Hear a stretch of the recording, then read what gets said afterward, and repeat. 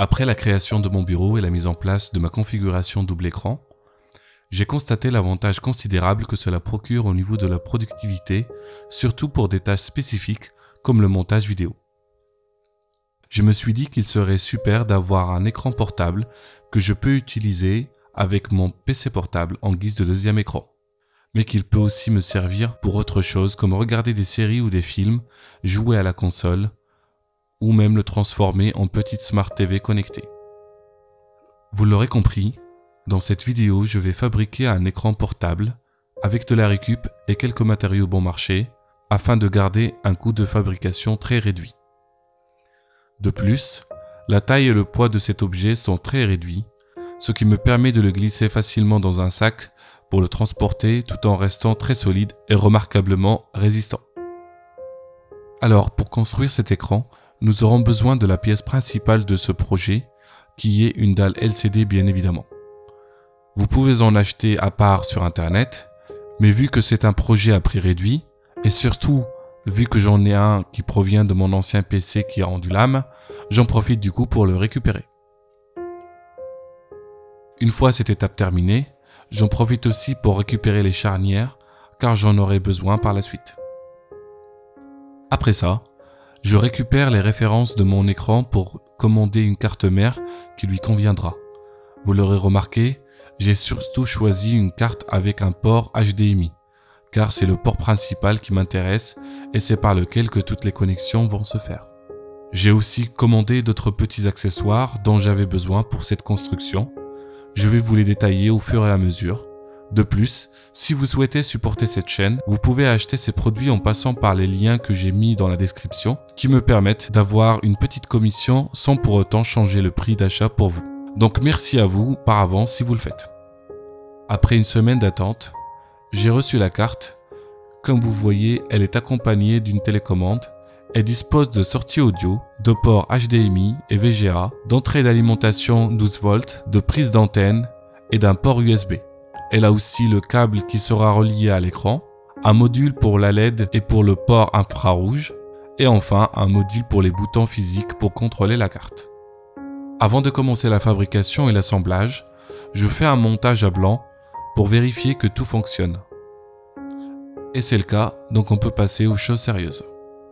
Afin de fixer l'écran, mais surtout de lui apporter de la solidité, j'ai pris un panneau de MDF de 6 mm d'épaisseur que j'ai découpé aux mesures de mon écran tout en laissant une marge vers le bas qui permettra d'installer le port infrarouge mais aussi le support de mon écran. Pour ceux qui n'ont pas de scie sur table et qui souhaitent faire des découpes droites et perpendiculaires, vous pouvez utiliser cet outil simple qui permet d'avoir un guide de découpe et du coup obtenir un morceau parfaitement rectangulaire. Après ça, je repère et découpe une encoche dans la planche pour permettre le passage du câble par la suite. Ensuite, je repère l'emplacement de la carte mère et des autres modules en traçant l'emplacement des trous de maintien. À l'aide de ma perceuse à colonne, je perce les trous que j'ai tracés et aussi l'emplacement de la LED et du module infrarouge. À l'aide du ciseau à bois, je prévois la place pour bien installer celui-ci. Une précision importante concernant les boulons qui vont maintenir la carte et les modules, veuillez prévoir la place pour que la tête du boulon ne déborde pas sur la face où l'écran sera collé. Maintenant que tous les trous et les emplacements sont terminés, j'utilise de la colle blanche afin de sceller ma planche de MDF et la rendre plus résistante. Après séchage, j'obtiens une planche prête pour la peinture. Pour la peinture, j'utilise une peinture noire mate en aérosol que j'applique sur l'intégralité de la pièce pour un résultat uniforme. Après séchage, la planche est prête pour recevoir la carte mère ainsi que les autres modules. Pour fixer le tout, j'avais besoin d'accessoires spécifiques utilisés généralement dans l'installation des composants électroniques comme les PC par exemple. Ça se vend en lot et c'est trouvable sur internet. Pour installer la carte mère, j'utilise des boulons de 3 mm de diamètre et 10 mm de longueur que j'assemble avec des entretoises afin de créer une séparation entre la carte et la planche pour éviter d'endommager celle-là ou la surchauffer. J'utilise des rallonges d'entretoises qui vont me permettre de fixer le panneau de protection par la suite. Je fais la même chose pour le module des boutons de contrôle. Concernant le module d'infrarouge, je le fixe tout simplement avec des boulons et des écrous. Ensuite, je maintiens le câblage temporairement avec du ruban adhésif d'électricien. Je l'utilise également pour recouvrir et protéger les fils du câble qui sera relié à l'écran. Après toutes ces opérations, nous allons passer de l'autre côté afin de fixer l'écran. Donc une fois que j'ai branché le câble qui va relier la carte mère avec l'écran, je le sécurise avec du ruban adhésif et je mélange de la colle époxy pour coller la dalle d'écran sur la planche. Pas besoin d'en mettre partout, il suffit de mettre sur les bords avec une petite spatule et de maintenir le tout avec des pinces jusqu'au séchage. Je mets aussi un peu de colle sur le câble pour un maintien total. Attention, veuillez à ce que la colle ne déborde pas sur votre écran car si elle sèche, c'est pratiquement impossible de l'enlever sans endommager la dalle. Après quelques heures de séchage, j'utilise du ruban adhésif renforcé noir pour maintenir les câbles qui traînent encore et aussi pour les cacher. Pour faire le panneau de protection, je crée un patron avec du carton, ce qui me permet de repérer les trous de fixation et d'avoir les bonnes mesures sans faire d'erreur par la suite. Après, la méthode reste la même que celle du panneau principal. J'applique juste de la colle blanche et je repeins le tout en noir. Une petite précision, j'ai créé une poignée qui me permet de transporter facilement mon écran. Une fois terminé, je passe à la fabrication de mon support d'écran. J'utilise les charnières récupérées auparavant et je découpe ma forme de pied pour les fixer dessus. Toutefois, je me rends compte que je n'ai pas laissé assez de place pour installer les deux pieds. C'est pas trop gênant, avec un seul vous allez constater qu'il tient déjà très bien.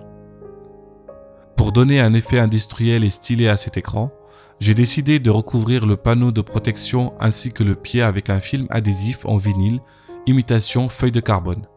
Une fois collé, je découpe les extrémités à l'aide de mon scalpel. Après ça, j'installe le panneau de protection ainsi que le pied de support. J'étais agréablement surpris par la solidité de l'ensemble.